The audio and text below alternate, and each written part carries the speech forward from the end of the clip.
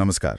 आज हम एक ऐसी जगह की गहराई में उतर रहे हैं जो आस्था और रहस्य दोनों का संगम है। जी। हिमाचल प्रदेश के कांगड़ा जिले में महाकालेश्वर महादेव। हाँ, महाकालेश्वर महादेव, बहुत सुना है इसके बारे में। जी। हमारे पास एक लेख है, महाकालेश्वर मंदिर, हिमाचल का रहस्यमय शिवधाम। उसी से जानकारी मिली है। तो आज समझेंगे कि ये शिवधाम इतना खास क्यों है। बिल्कुल समझने की कोशिश करते हैं। तो ये मंदिर प्रागपुर गांव है वहां पास में। हाँ, प्रागपुर। और ब्यास नदी बहती है पास से, उसी के शांत तट पर है ये। ब्यास के किनारे, वाह। और दिलचस्प बात यह है कि स्थानीय लोग इसे बड़ा मान देते हैं। इसे मिनी हरिद्वार भी कहते हैं। अच्छा, मिनी हरिद्वार, ये तो मैंने पहली बार सुना। जी, लेकिन जो बात इसे सबसे अलग बनाती है ना, वो है यहाँ का स्वयंभू शिवलिंग। हाँ, शिवलिंग। पर ये आम मंदिरों की तरह ऊपर नहीं है, ये जमीन के अंदर है। जमीन के भीतर? अरे वाह। हाँ, अपने आप में बहुत अनोखा है। बिल्कुल।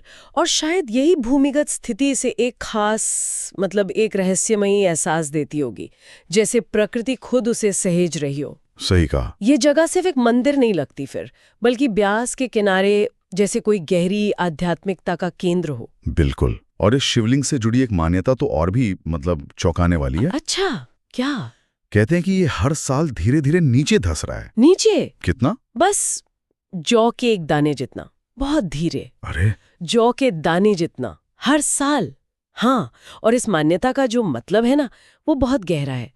ये सिर्फ एक कहानी नहीं है, बल्कि ये समय के चक्र से जुड़ी हुई है, एक भविष्यवाणी की तरह। भविष्यवाणी किस तरह की? कि जिस दिन ये शिवलिंग पूरी तरह धरती में समा जाएगा, हाँ, उस दिन समझिए घोर कलयुग आ जाएगा। ओहो, घोर कलयुग। जी, ये हमें सोचने पर मजबूर करता है कि कैसे हमारी आस्थाएं समय की बदलती धारणाओं से और शायद हमारे कर्मों के परिणामों से भी जुड़ी हैं। बात तो गहरी है। अच्छा, अगर इसके इतिहास को देखें तो वो भी काफी पुराना लगता है। हाँ, कितना पुराना। तार जुड़ते हैं महाभारत काल तक। महाभारत? पांडवों से? जी, माना जाता है कि पांडवों ने अपने अज्ञातवास के टाइम यहाँ तपस्या की थी। अच्छा। और शायद मंदिर की नींव भी उन्होंने ही रखी थी। वाह, मतलब पौराणिक जुड़ाव भी है। जी, और बाद में करीब 400-450 साल पहले जो काटोच वंश के राजा थे, हाँ, काटोच राजा, कांगड़ा के, उन्होंने इसका जीर्णोद्धार करवाया, मतलब रेनोवेशन। ओके, तो जो आज हम ढांचा देखते हैं वो शायद काटोच राजाओं के समय का है। हाँ, संभवतः ये इतिहास इस जगह को और वजन देता है ना? बिल्कुल, सिर्फ कथाएं नहीं, इतिहास भी जुड़ा है। सही। अच्छा, मंदिर परिसर में सिर्फ शिवलिंग ही खास नहीं है, वहाँ एक पुराना कुंड भी है। हाँ, कुंड अक्सर प्राचीन मंदिरों में होते हैं। इसका क्या महत्व है? देखिए, वो कुंड भी मंदिर की पवित्रता का एक अहम हिस्सा माना जाता है। अच्छा। मान्यता है कि उसमें स्नान करना या उसका जल लेना भी उतना ही पुण्य वाला काम है जितना शिवलिंग के दर्शन करना। वो पानी का स्रोत, वो कुंड, उस जगह की जो निरंतर आध्यात्मिक ऊर्जा है ना, उसका प्रतीक है। समझ गया।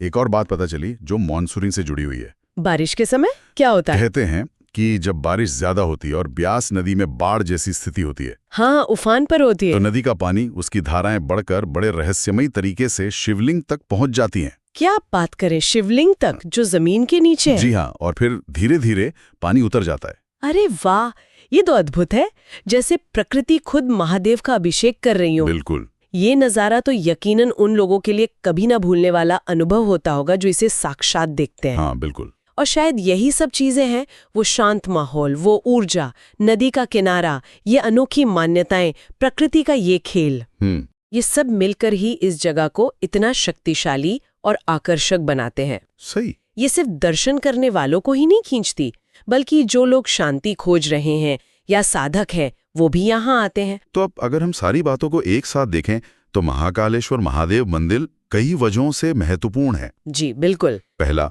ये शिव आराधना का एक बड़ा पुराना केंद्र है। हाँ। दूसरा, इसका इतिहास पांडवों और फिर कटोच राजाओं से जुड़ा है, ऐतिहासिक महत्व भी है। तीसरा, वो धीरे धीरे धंसता हुआ शिवलिंग जो अपने आप में एक रहस्य है, अनोखा रहस्य। चौथा, इसे मिनी हरिद्वार का दर्जा मिला हुआ है। जी। और पांचवा, ये प्रकृति की सुंदरता और गहरी आध्यात्मिकता का एक अद्भुत संगम है। बिल्कुल सही सारांश है।